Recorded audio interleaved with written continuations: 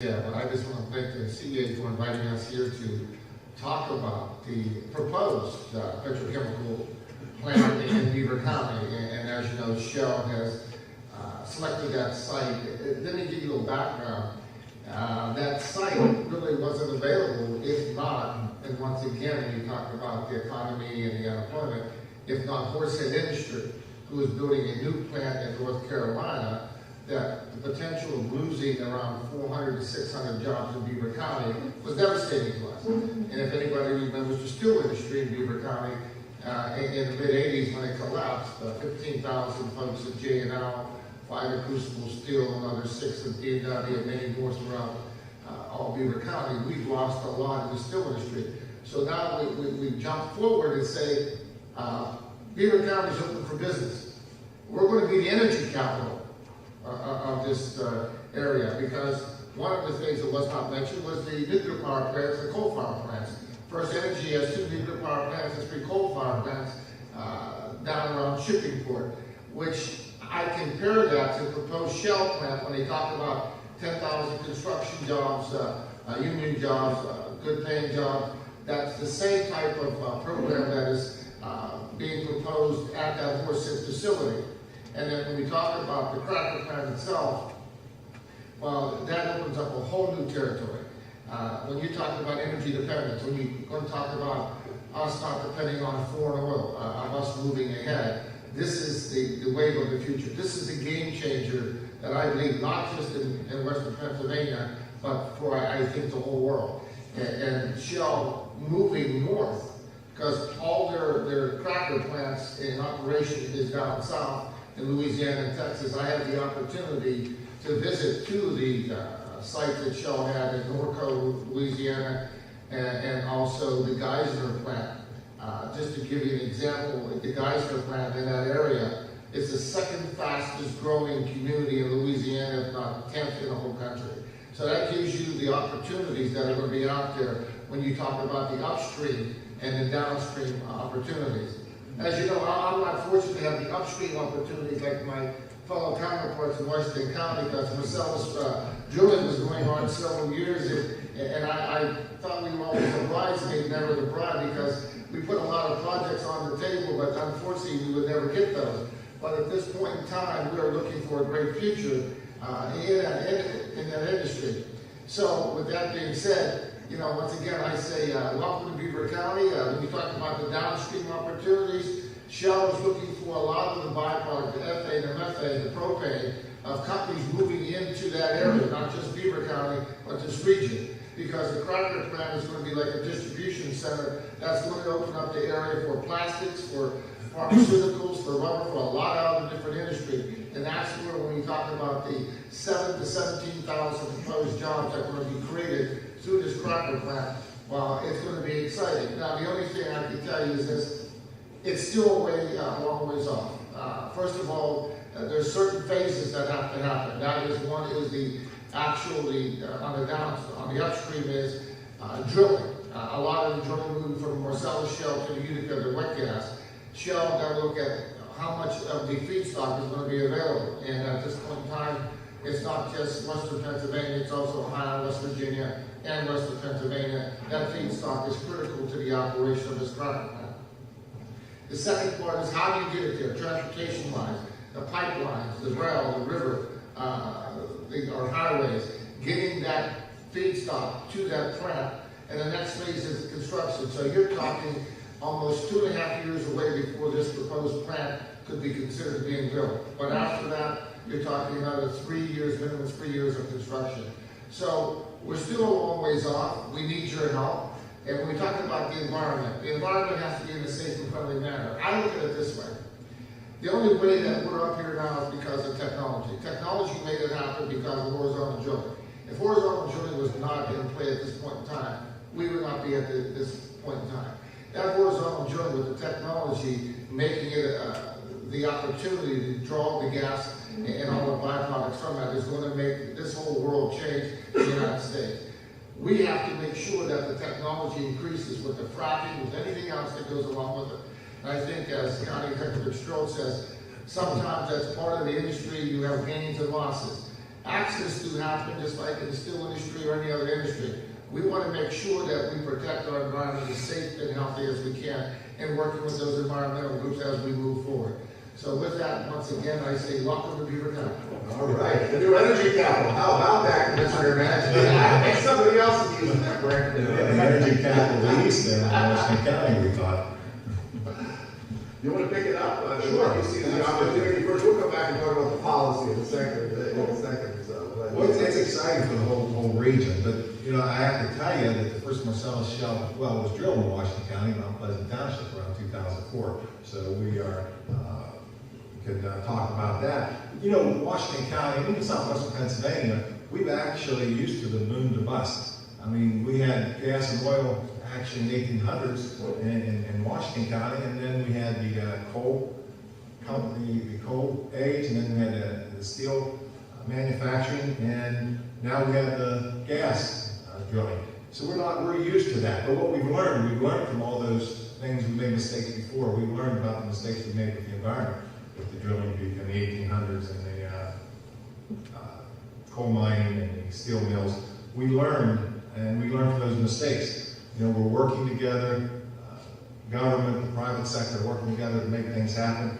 We're working together to make sure that we drill safely, we protect our environment, because we really did. You look at what happened in the 30s with coal and all the pollution and things that happened back then. We learned from that, so we're making changes and are able to adjust. Also, one of the things that's really affected us here in Washington County was jobs. We were third in the nation in Washington County last year in job creation. So we were excited about that, and that came from what's going on down there. Salary, the average salary rose over 9%, all because of the gas and oil drilling. And the most important part is that we all work together, government, the private sector, the county executive Fitzgerald, Joe Stanek, and Senator Sullivan. We're working to get national gas propelled vehicles, maybe for the government to use to start getting fueling stations and take advantage of our natural resources. The other thing that we're seeing in Washington County, we have a lot of international companies coming to this area, wanting to be close to cheap source of energy. So that's all positive, that's all good. Besides the economic impact that we are seeing all the way through the drilling, they say for every well that's drilled, there's about 93 professions that it takes to drill that well. And that's everything from catering food to gas and fuel and engineering and all those professions. So it's really been positive. We're managing it well. We make things happen and actually working together to get it done. Very good. Representative Eli, what is it? Good morning. Thanks for having me here today. I want to thank the CEA. Hopefully Monday's not too rough. It's always difficult doing anything on a Monday morning after a late night Steeler game, and even worse after they lose. So hopefully we can all move through the day and the week. I'm Eli Vankovich. I'm a Gristle 22-month veteran in the Pennsylvania legislature. Prior to being elected, I was a financial analyst for United States Steel Corporation.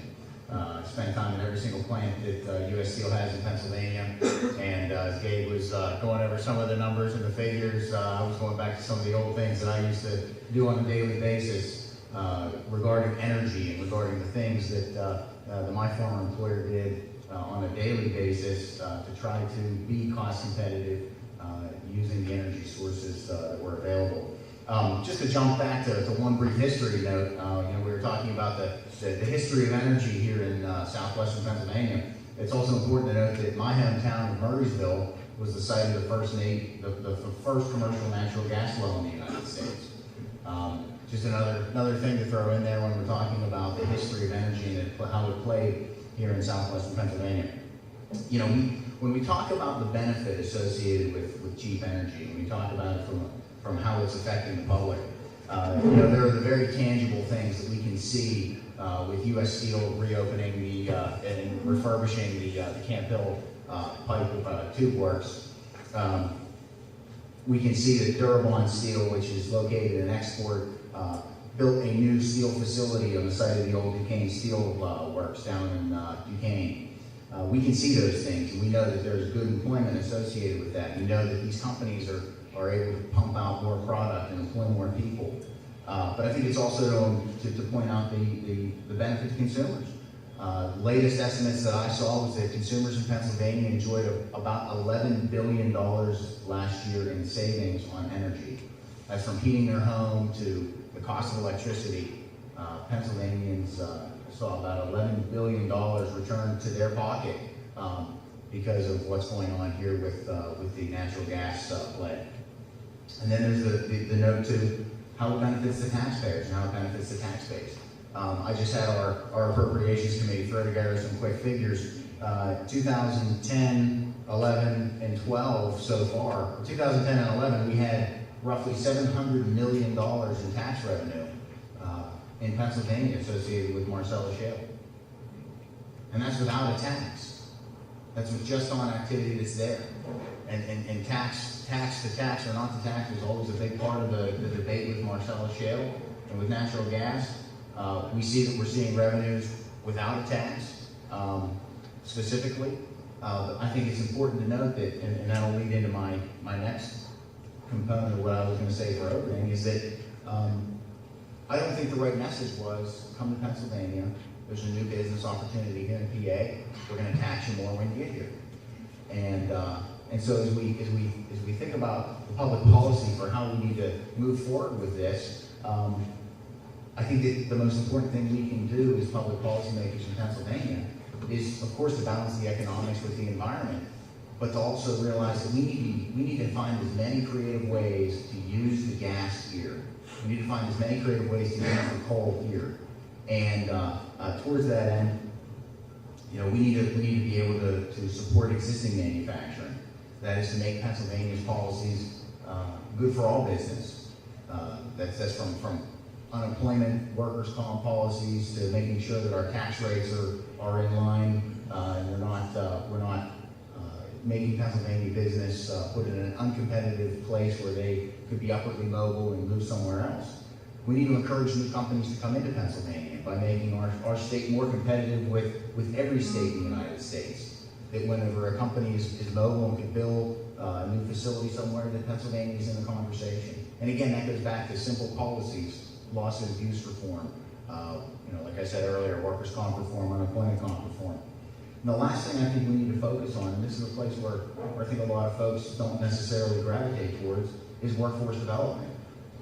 We need to have great partnerships between our education environment and the real world. Career-based training is possibly one of the best things that we could gravitate our educational system in Pennsylvania towards. And there are a number of policies, and we can get into them later on, that will help ensure that the youth, the next generation, and whether it's retraining, is geared towards a career training and not just education to be educated. So, thank you. Very good. All right, Senator Sullivan. Thank you, Bill. When, probably 90% of my Senate district lie within Beaver County, Washington County, and Greene County. So, talk about being one of the happiest politicians and public servants in Pennsylvania. It makes getting up every morning very exciting and to see how things move forward. But as you had said earlier, Bill, in Chairman's sermon, back in 2006, 2005, I brought a lot of this to some folks and saying, look what's going to happen, look at the opportunities. And you're right, there was a lot of skepticism at that time. This is just a little flash in the pan kind of thing or whatever's going on. But I got to tell you, in the past 2 or 3 years, between Commissioner Spanik and Commissioner Maggi, I think we've been at more groundbreakings and ribbon cuttings in the past couple of years than probably has gone on here in the past 20 years or plus. And seeing cranes in the air like we see outside here and all over the southwestern part of Pennsylvania, and earth being moved and things coming forward. It's just been a phenomenal experience for all of us. So I echo many of the comments that have been made. One of the things I enjoy telling folks is the fact that several years ago we passed the casino legislation. And now with Act 13 and the first dollars being moving forward, and the numbers I have basically for Washington County right now, but this year alone, between the LSA funds that come from the casino dollars and the Act 13 money, Washington County is going to, and their municipalities and county government are going to see over $26 million of new money that they never